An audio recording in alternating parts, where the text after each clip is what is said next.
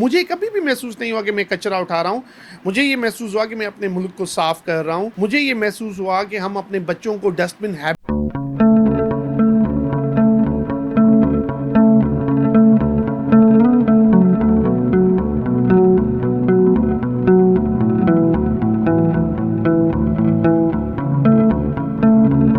3,000 بچے مختلف اسکالرشپ میں انرولڈ ہیں. 8 مختلف اسکالرشپ پروگرامز ہم نے ڈیزائن کیے ہیں. 2 مزدوروں کی اور کسانوں کی بیٹیاں یونیورسٹی سے گریجویٹ کر چکی ہیں. 2000 گھر حیدرآباد کے اسکریپ ڈونیٹ کریں جو کہ وہ گلیوں میں پھینکتے ہیں. ہم آپ کو چند سالوں میں پراپر اسکول فرنیچرز یقینی بنا کے دیں گے انشاءاللہ. گھروں سے کچرا اٹھا کر فروخت کر کے مزدور کسان اور یتیم بچوں کے تعلیمی اخراجات کے لیے کوائن دی ایجوکیشن کی کوششیں جاری ہیں. حیدرآباد سے تعلق رکھنے والے آغا شکیل نے قائد اعظم یونیورسٹی سے گریجویشن مکمل کرنے کے بعد 2012 میں اپنے دوستوں کے ساتھ مل کر کوائن دی ایجوکیشن کی بنیاد رکھی، جس کا مقصد مزدور کسان اور یتیم بچوں کو اعلیٰ تعلیم دلانا ہے. اور آج 3,000 بچے اس کے سائے میں اپنی اعلیٰ تعلیم حاصل کر رہے ہیں. فرسٹ فرینڈز جو سرکل تھے ان کو قائل کریں، پھر ہم سارے دوست ایگریڈ قائل ہوئے.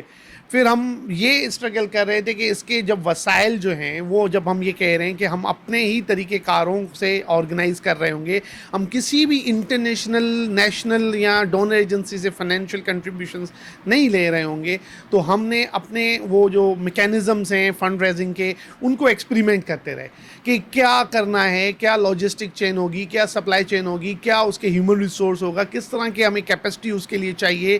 یہ سارا ہم ایکسپریمنٹ کرتے رہے اسلام آباد بیسڈ. اور اس کے بعد ہم لاہور، کراچی، حیدرآباد کے لیے اسٹرگل کر رہے تھے کہ یہاں سے ہم اپنا پہلا ورک شاپ اسٹیبلش کریں. تو اللہ تعالیٰ کی مہربانی ہوئی اور فارچونیٹلی وی گاٹ اپرچونٹی ان حیدرآباد. آغا شکیل اور کوائن دی ایجوکیشن کے رضاکار ممبران قاسم آباد کے مختلف علاقوں میں قائم گھروں سے ایک مخصوص تھیلے میں کچرا اکٹھا کرتے ہیں اور اس کچرے کو ایک لوڈر کے ذریعے کباڑی کی دکان پہنچاتے ہیں. آج کل ہم اس اسٹیج پہ ہیں کہ گھروں سے اسکریپ پول کر رہے ہیں اور اس کو ہم سیل کر رہے ہیں. مستقبل میں جیسے ہی کوانٹٹی آف ڈونیشن بڑھ جائے گی تو ریسائکلنگ پلانٹ میں چلے جائیں گے. ہمارے پاس ایک ٹیم ہے جو کہ سیلریڈ ٹیم ہے اور رضاکار سارے نان سیلریڈ ہیں. ہمارے پاس وہیکلز ہیں جس کے ذریعے ہم اسکریپ کو پک اینڈ ڈراپ کر رہے ہیں. ہم طریقہ کار یہ ہے کہ ہر گھر میں ایک ریڈ بہترین صاف ستھرا اسکریپ بیگ رکھا جاتا ہے. پورا اسکریپ جو آپ پیچھے بل بورڈ پہ دیکھ رہے ہو یہ اس میں ہر گھر پروڈیوس جو کر رہا ہوتا ہے اس میں ڈال رہا ہوتا ہے. اور جب وہ اسکریپ فل ہو جاتا ہے اسکریپ بیگ تو واٹس ایپ کا ایک گروپ ہے، وہاں پر وہ ٹیکسٹ ڈراپ کرتے ہیں. تو ہماری ٹیم ڈیلی بیسس پہ وہ موبلائزڈ ہوتی ہے اور ہمارے روٹ ڈیزائن ہیں تو ہم ان کو سائنٹیفک گراؤنڈس پہ اسکریپ کو پک کر کے پھر اس کو سارٹ آؤٹ کر کے اور اس کو ہم سیل کر رہے ہیں. آغا شکیل نے بتایا کہ انہیں کچرا اٹھانے میں کبھی شرمندگی محسوس نہیں ہوئی بلکہ انہیں اس بات پر فخر ہے. بنیادی طور پہ یہ ایک سوال بہت امپورٹنٹ کوسچن بھی ہے. مجھے کبھی محسوس نہیں ہوا کیونکہ جب آپ کسی بھی کام کو نظریہ دے دیں تو پھر آپ کو یہ ساری چیزیں میرے خیال میں اتنا پرابلم نہیں ہوتی. اور دوسرا میری سبجیکٹ کی training as an anthropologist I feel it is an learning is an opportunity. اور ہم اینتھروپولوجی کی تو فیلڈ کی کچھ ریکوائرمنٹس بھی ایسی ہیں. تو مجھے کبھی بھی محسوس نہیں ہوا کہ میں کچرا اٹھا رہا ہوں. مجھے یہ محسوس ہوا کہ میں اپنے ملک کو صاف کر رہا ہوں. مجھے یہ محسوس ہوا کہ ہم اپنے بچوں کو ڈسٹ بن ہیبٹس سکھا رہے ہیں.